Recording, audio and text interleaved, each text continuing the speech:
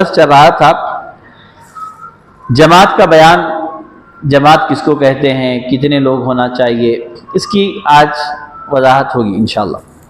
سب سے پہلی چیز، جماعت نام ہے کم از کم دو آدمیوں کے مل کر نماز پڑھنے کا۔ دو آدمی ہیں مل کر نماز پڑھ رہے ہیں تو وہ جماعت کہلائے گی۔ جماعت نماز کی تکمیل میں ایک اعلیٰ درجے کی شرط ہے۔ جماعت سے نماز پڑھنا یہ نماز مکمل ہونے کی اعلیٰ درجے کی شرط ہے۔ بغیر جماعت کی بھی آپ گھر میں نماز پڑھے تو نماز ہو جاتی، مگر جماعت سے نماز پڑھنا اعلیٰ درجے کی شرط ہے، اس کی فضیلت بھی ہے۔ رسول کریم صلی اللہ علیہ وسلم نے کبھی اس کو ترک نہیں فرمایا، حتیٰ کہ حالت مرض میں جب آپ کو خود چلنے کی طاقت نہ تھی، دو آدمیوں کے سہارے مسجد تشریف لے گئے اور جماعت سے نماز پڑھی۔ حضور علیہ الصلوۃ والسلام امام الانبیاء ہیں، شریعت آپ جو بولے وہ شریعت ہے۔ ویسے مقام پہ ہوتے ہوئے بیماری کی حالت میں دو آدمیوں کے سہارے سے مسجد میں آ کر جماعت کے ساتھ نماز پڑھنے کی اہمیت کو سمجھا رہے ہیں کہ دیکھو، امتیوں کو ایک پیغام دینا مقصد ہے کہ جماعت اتنی زیادہ اہمیت کی حامل ہے کہ اس میں لاپرواہی نہیں کرنی چاہیے۔ یہ عمل حضور علیہ الصلوۃ والسلام نے کر کے بتایا۔ آپ کا ارشاد ہے کہ تنہا نماز سے جماعت کی نماز 27 درجے زیادہ ثواب رکھتی ہے۔ یعنی اگر گھر میں کوئی نماز پڑھے تو نماز ہو جاتی، مگر آپ کے اجر میں کمی ہو رہی ہے۔ اور جو جماعت کی شرط ہے وہ بھی آپ جماعت سے نماز پڑھنا شرط ہے، یہ بھی آپ شرط کو چھوڑ رہے ہیں۔ اور فرمایا کہ جماعت سے نماز پڑھا کرو، جس طرح بھیڑیا گلے سے بچھڑی ہوئی بکری کو کھا لیتا ہے، اسی طرح شیطان اس آدمی پر قابو پا لیتا ہے، بہکاتا ہے جو جماعت سے الگ رہے۔ تو جماعت کو اختیار کرنے کا حکم دیا، مثال بھی دی کہ ایک بھیڑی بکریوں کا ایک گروپ ہے، اس گروپ میں کوئی حملہ کرنے کے لیے بڑے سے بڑا جانور بھی ڈر جاتا ہے، مگر کوئی اس گروپ میں، اس بھیڑ میں سے ایک جانور الگ ہو جاتا ہے تو آسانی سے شکار ہو جاتا ہے۔ تو اسی طرح حضور علیہ السلام نے مثال دی کہ شیطان اگر تم اجتماع میں ہو، جماعت کی شکل میں ہو، تو شیطان خوف کرے گا۔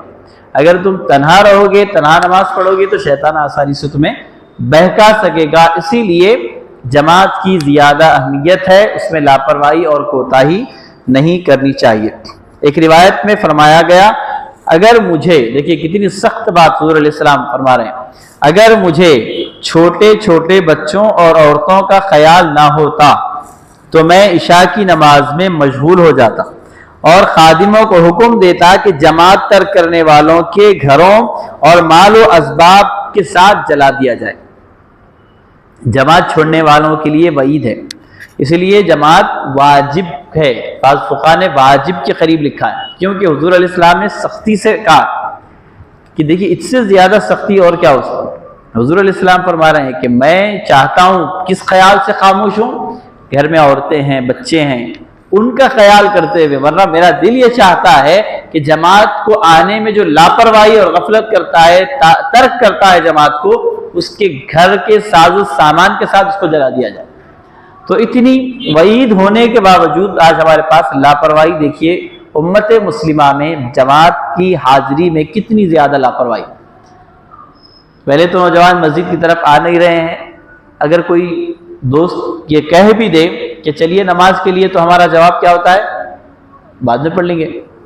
گھر میں پڑھے تو کیا نہیں ہوتی نماز، بعد میں پڑھ لے سکتے، وقت بہت دیر تک رہتا، عشاء کی نماز کا وقت تو فجر تک رہتا، کب بھی پڑھ لے سکتے۔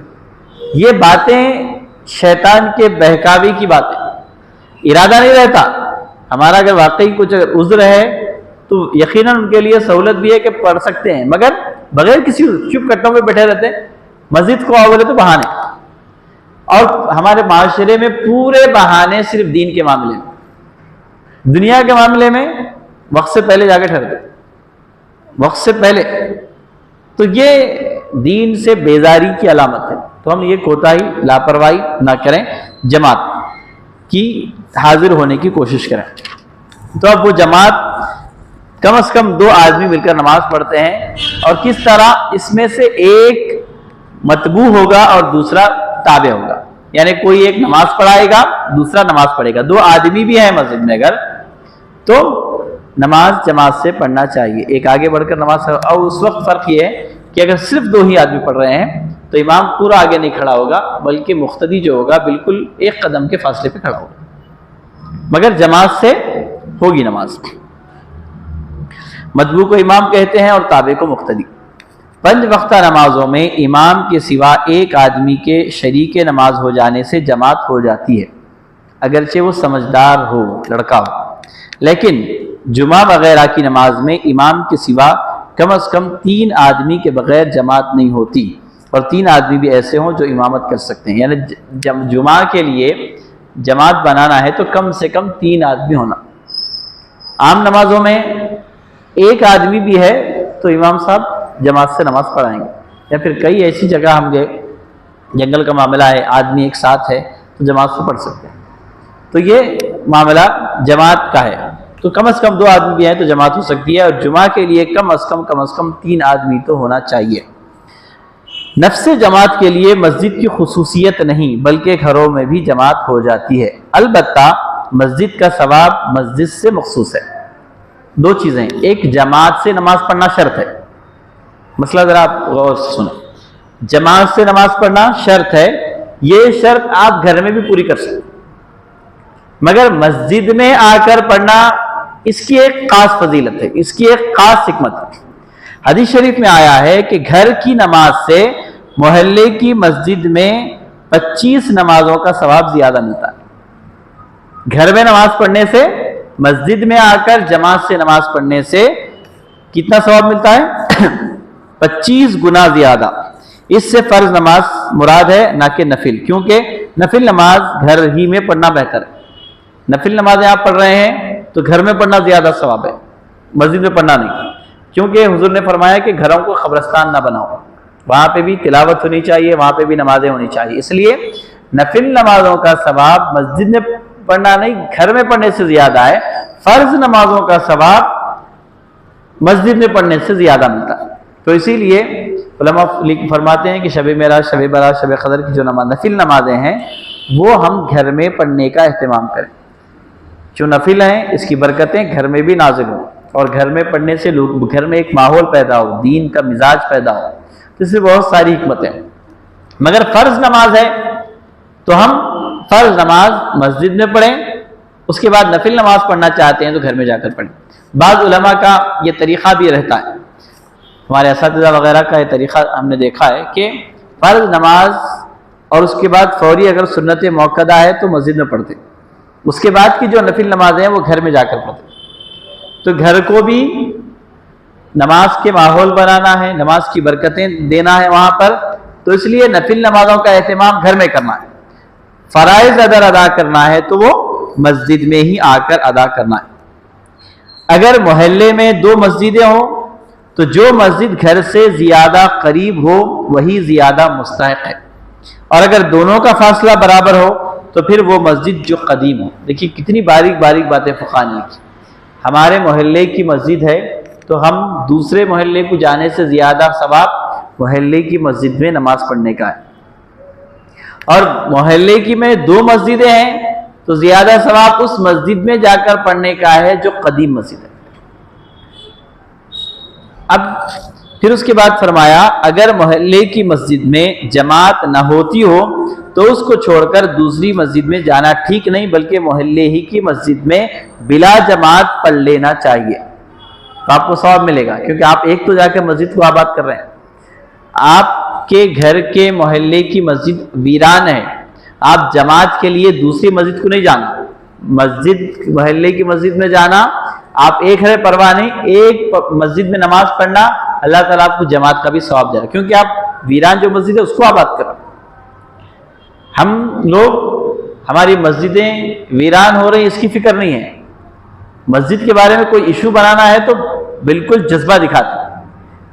کئی مسجدیں ہماری ویران ہیں، ہمیں اس کی فکر نہیں ہے آباد کرنے کی، ہم ہماری مسجدوں میں لاپرواہی کر کے دوسروں کو موقع دے رہے ہیں. ہم اپنی مسجدوں کو آباد کریں تو کسی کی کیا مجال کہ ہماری مسجد کو ویران کر دیں. ہم اپنی کوتاہیوں کو ماننے کے لیے، اس کو بدلنے کے لیے تیار نہیں ہیں. صرف جذباتی باتیں ہمارے کو ہونا ہے اور جوش کی باتیں ہم کر سکتے ہیں آسانی سے. پریکٹیکلی عملی طور پہ جو پیغام، جو مزاج صحابہ نے دیا، صوفیاء کرام نے دیا، ہم اس سے بالکل کورے ہیں.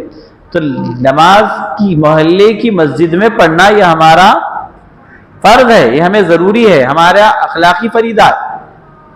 اب جماعت مسجد میں نہیں ہو رہی بول کے ہم دوسرے محلے کو بھی نہیں جا سکتے. ہم ایک ہی رہ کیوں نہیں پرواہ نہیں، مسجد میں محلے کی جا کر پڑھنا چاہیے. یہ حکم 5 وقتہ نمازوں سے متعلق ہے. ہاں اگر جمعہ کا مسئلہ ہے، اب جمعہ تو ایک آدمی سے نہیں ہوتی، محلے کی مسجد میں جمعہ نہیں ہوتی، چھوٹا محلہ ہے، چھوٹی مسجد ہے، تو جہاں پر جمعہ ہوتی ہے بڑی مسجد میں وہاں جا کے آپ پڑھ سکتے. مگر 5 وقتہ نمازیں آپ پڑھنا چاہ رہے، ہماری مسجد میں جماعت نہیں ہوتی بلکہ دوسری جگہ جا رہے، یہ نہیں. آپ اپنی محلے کی مسجد میں جا کر پڑھنا چاہیے. ہر آدمی اپنے اپنے محلے کی مسجدوں میں جمع ہو جائے تو دیکھیے کیسی رونق ہو جائے گی اور اس کی برکتیں کتنی ہوگی. ہم اللہ کے گھر سے دور ہو گئے، گویا اللہ کی رحمت سے محروم ہو گئے. اللہ کے گھر کی اہمیت ہمارے پاس نہیں ہے. میں اس سے پہلے جمعہ کے بیان میں ایک مثال دیا کہ ہم اگر کسی ہمارے ایسے رشتہ دار کے گھر میں جاتے جس سے اس کے ہمارے تعلقات خراب ہیں، مگر جب ہم اس کے گھر کو جاتے تو ہمارا لحاظ رکھتا ہوں، بتا کہ گھر کو آیا بلکہ چھوڑ رہا ہوں، ہمارے ساتھ برا برتاؤ نہیں کرتا. دشمن ہے تو اس کا یہ معاملہ ہے. دوست رہا تو خوشی کا اظہار کرتا، جو اس کے لیے کر سکتا کرتا. اب آپ اندازہ لگائیے ہم اللہ کے گھر کو گئے تو اللہ کی رحمت ہمارے سے کس طرح خوش ہوگی. اللہ کا گھر بولے تو ایسے ہی نہیں بولا گیا. ہمارے گھر میں آنے والا جس طرح ہم چاہتے ہیں کہ خوش ہو کر جائے، اللہ کی رحمت اس سے زیادہ حق رکھتی ہے کہ وہ بندوں کو 70 ماؤں سے زیادہ محبت کرتا ہے. جب وہ بندے مسجد سے جڑیں گے تو اللہ کی رحمت کتنی بندوں پہ برتے گی. تو ہم مسجدوں سے اپنے تعلق کو مضبوط کریں، یہ وقت کا تقاضا ہے اور مسلمان کی ذمہ داری ہے، اور اللہ کی رحمت کو اپنی طرف موڑنے کا بہترین ذریعہ ہے. اس سے بہتر ذریعہ نہیں ہو سکتا. غرض یہ ضمناً ایک بات آئی تو میں نے اس کیا. پھر اس کے بعد اگر کوئی محلہ یا گھر سے قریب والی مسجد میں جماعت ہونے کے بعد پہنچے تو اس کو دوسری مسجد میں بتلاش جماعت جانا مستحب ہے. محلے کی مسجد میں نماز پڑھنے کے لیے کہ جماعت ہو گئی، معلوم ہوا کہ دوسری مسجد میں جماعت 15 منٹ لیٹ ہے، وہاں گئے تو جماعت مل سکتی ہے تو جانا بہتر ہے، مستحب ہے، پسندیدہ ہے. مگر محلے کی مسجد جب تک وہاں نماز نہیں ہوئی ہم دوسری جگہ نہیں جا سکتے. اس امر کا بھی اختیار ہے کہ اپنے گھر میں واپس جا کر گھر کے آدمیوں کو جمع کر کے جماعت بنا لیں. یہ بھی آپ کر سکتے. پہلے محلے کی مسجد کو آنا، محلے کی مسجد میں اگر جماعت ہو گئی تو آپ جماعت کی ثواب حاصل کرنے کے لیے دوسری مسجد میں جا سکتے ہیں، یا پھر گھر میں جا کر گھر کے لوگوں کو جماعت بنا کر نماز پڑھ سکتے ہیں. مگر جماعت سے نماز پڑھنا بہت زیادہ ہے. اور آخری بات، جماعت کی صورتیں کیا کیا ہیں، کب فرض ہے، کب واجب ہے، کب مستحب ہے، یہ اس کے چیزیں آپ سماعت کر لیں.